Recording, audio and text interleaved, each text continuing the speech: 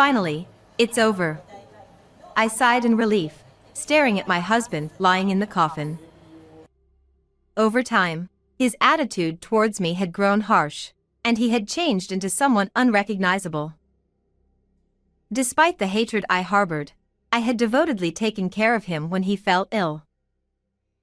As those grueling days came to an end, I felt a sense of relief. However, there was one thing about my husband that bothered me. What did that mean?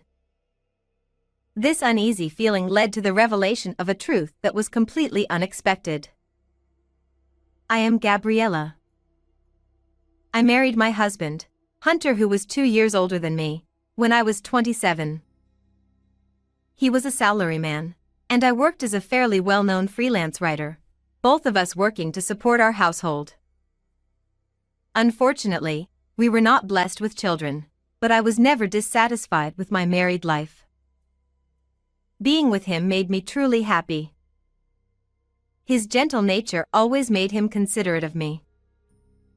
We exchanged words of gratitude daily, went out together on holidays, and celebrated our anniversaries at the same restaurant every year. I loved my kind husband from the bottom of my heart. However, a sudden crisis befell our happy life. "You're home. You're quite late. Was work tough?" Huh? Why are you still up? "I was worried since you've been coming home late lately." Work's been hectic. I'm too tired to talk, so leave me alone. I frowned as I watched him, irritated and heading straight to the bedroom. About 10 years into our marriage, my once kind husband suddenly became cold. He started coming home late, ignored my greetings, and refused to eat the meals I prepared. I couldn't understand the cause, and without that understanding, I couldn't find a way to approach him. Perhaps it was because I had aged, now 37, and lost some of my youthful charm. Despite this, my love for him remained unchanged. I tried to win him back by cooking with more effort and attempting to initiate physical affection. But he completely ignored me. Worse, he would throw hurtful words at me, saying he was ashamed to walk outside with me and regretted marrying me. Our 10th anniversary came and went without any celebration. I wanted to make Hunter happy. How did it come to this? Around this time, I was entrusted with a significant job and planned to express my gratitude to him on our anniversary. But I had to give up on this plan due to his hostile demeanor. In this tough time, I found a source of strength in my sister-in-law Madison, who lived alone nearby. "He's being horrible. I'll talk to him too." She always expressed anger whenever I shared my troubles. We were both freelance writers, and although we couldn't discuss work details due to confidentiality, this commonality made us close. We would meet for tea and enjoy each other's company. "I'm praying for your happiness with him." "Thank you. You're my rock. I don't need anything for it. Just listening and supporting me is enough." Her cheerful smile always gave me strength. Despite her support, the situation didn't improve. My husband, once gentle, now treated me coldly. The verbal abuse grew more frequent. What did I do to deserve this? Initially, I was just sad, but it didn't take long for hatred to grow. Then one day, an unexpected incident occurred. "Hey, wake up. What's going on?" One morning, I found Hunter unconscious in bed. I called an ambulance and rushed to the hospital with him. After various tests, it was revealed that he had a serious illness with only a few years to live. This can't be happening. Despite the grim news, Hunter, now awake, listened to the doctor without expression. I would have held his hand and comforted him in the past, but I no longer understood his feelings. From then on, I began caring for him as he gradually became unable to move. But even during care, he was cold to me. Don't touch me. You need to change your clothes to feel better. I don't want you to care for me. His irritated voice wore down my spirit. Managing work, house chores, and his care left me with no time for myself. Yet, he only complained, saying he didn't want to see my face and sometimes throwing food or clothes at me. There was not a word of thanks. Despite everything, I remembered the happy times and cared for him out of love. However, no one could endure such days forever. Just a few more years. Eventually, I became detached, merely fulfilling my duties out of obligation. What kept me going was the end in sight and my sister-in-law's visits. His condition worsened, transitioning from home care to hospital care, where he continued to treat me harshly. Finally, 3 years after his collapse, the end came. One morning, Hunter passed away at 42. Finally, it's over. I couldn't suppress my feelings of relief, standing before my peacefully resting husband. I might seem like a terrible wife, but I was at my limit. While it was unfortunate that we couldn't return to happier days, I felt I had fulfilled my duty as his wife. From now on, I'll start anew and live my life. I felt a sense of relief that those painful days were over. However, a few days later, an event changed my perspective completely. It happened when I went to the hospital to thank the staff after the funeral. A nurse who had often cared for Hunter handed me a note. He asked me to give this to you if he passed away. A note from Hunter?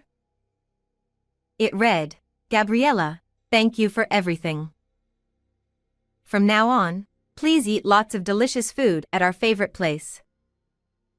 The writing, though shaky, was undoubtedly Hunter's.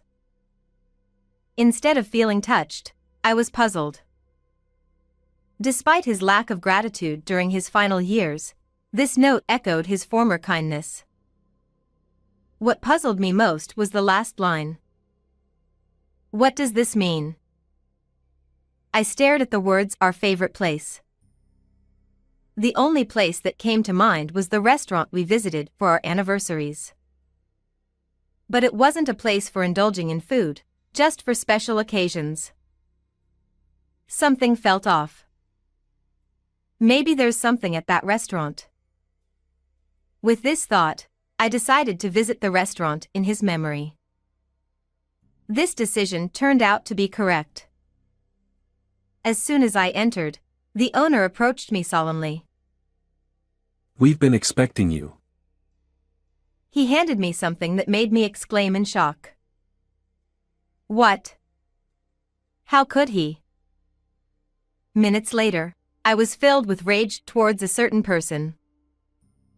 I had discovered a truth far from what I had imagined.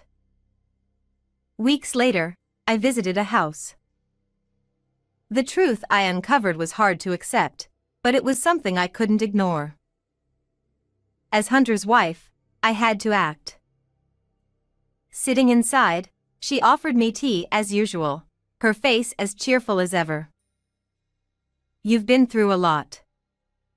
But why are you here today? Her smiling face, once reassuring, now frightened me. Thinking back to the days after Hunter's death, I clenched my fists with resolve. I wanted to talk about why Hunter turned cold towards me. Did you find something out? I've been so worried about you. Don't play dumb. I can't believe you were behind it. My voice trembled with anger, and she fell silent. Hunter left me a message. So I know everything now. That day, when I went to the restaurant, I was handed a diary. It turns out, the owner of this restaurant was Sergio, an old friend of my husband. My husband and Sergio were quite close, and Sergio had suggested we celebrate our anniversary at his restaurant to honor our happiness as a couple. And my husband had asked Sergio to give me this diary after his passing. I was surprised when I read the diary. I had no idea you were so envious of me. At my words, my sister-in-law's eyes flashed sharply. The diary detailed the truth about everything that had happened. According to my husband's writings, while outwardly friendly, my sister-in-law had always envied my position as a writer. She had heard about a big job offer I received and could no longer contain her jealousy. She then resorted to blackmailing my husband, threatening to spread negative rumors about me on social media if he didn't comply with her demands to stress me out. Apparently, she wanted to ruin my career without damaging her own reputation. At first, my husband refused her demands. But his resolve eventually crumbled. You seemed incredibly jealous. He wrote that he didn't know what you might do if he didn't follow your orders. Ultimately, my sister-in-law, wielding a knife, cornered my husband. Realizing how dangerous she was, my husband felt a sense of crisis. He feared she might eventually harm me directly. So, he decided to act harshly towards me, hoping to give her what she wanted, causing me emotional distress and possibly leading to divorce. He thought that if we divorced, my sister-in-law and I would become strangers, reducing her opportunities to contact me. Believing Sergio was safe to confide in, my husband had been consulting him all along. During their final meeting, he gave Sergio the diary, asking him to ensure I got it. The diary ended with apologies and a warning to escape because it's dangerous. What does that mean? Explain. I glared at my sister-in-law, my voice trembling. Despite everything, part of me still wanted to believe in her. While I didn't doubt my husband and Sergio's words, it was also true that she had helped me numerous times before.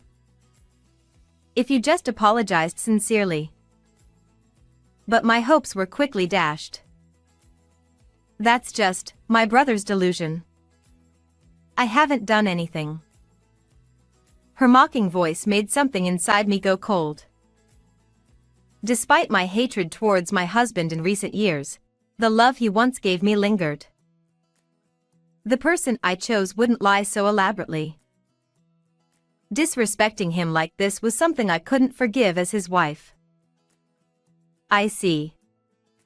If you won't admit it, then you'll have to face punishment. What? I've done a bit of research into your writing career. In the next moment, her expression changed drastically as she looked at me. Determined to find a way to punish her, I had thoroughly investigated her. Rumors were circulating that she was blackmailing celebrities for forced interviews and writing fabricated gossip articles to make money. None of it has gone public yet, but if it's true, it's serious. Do you understand? Proof? You're just jealous because you can't find good stories. As I glared at her, she turned red and stood up. I calmly watched her reveal her true nature, and it was clear from her behavior that the rumors were likely true. Moreover, I had solid evidence of her misdeeds. Getting angry won't help. I've already talked to the celebrities you wrote about. What? How? I also introduced them to a skilled lawyer I know. My sister-in-law's jaw dropped, shocked that I had gone that far. Being a well-known writer, I used my connections to talk directly to the idols and actors she targeted. It turned out the rumors were true. I then suggested they sue her, and introduced them to a lawyer. Several crimes apply here. Not only will you be sued, but your career as a writer is over. Finally realizing her dire situation, her face turned pale, and she bowed deeply to me. I am sorry. I apologize for everything. Oh. Weren't you just saying you didn't know anything? That was a lie. I was jealous of you. I'm really sorry, please don't take me to court.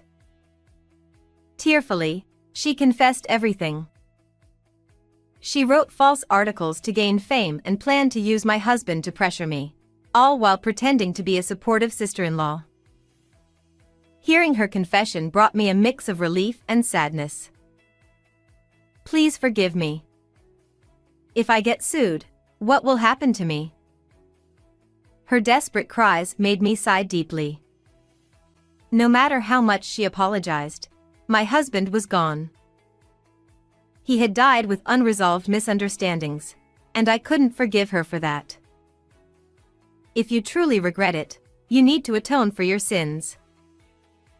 With that, I firmly told her off and left, leaving her slumped over in despair. Eventually, my sister-in-law was sued by those she had wronged. Thanks to the skilled lawyer, she had to pay a total of $100,000 in damages. She was also expelled from the industry, losing all her contracts. As for me, I've come to terms with everything and am returning to a peaceful life. Knowing the truth, my hatred for my husband has vanished, and the time we shared has become a cherished memory. I hope that one day, I can reunite with him in the clouds, and we can truly understand each other and enjoy happy times together. How was this story? Please subscribe to my channel. I'll see you in the next video.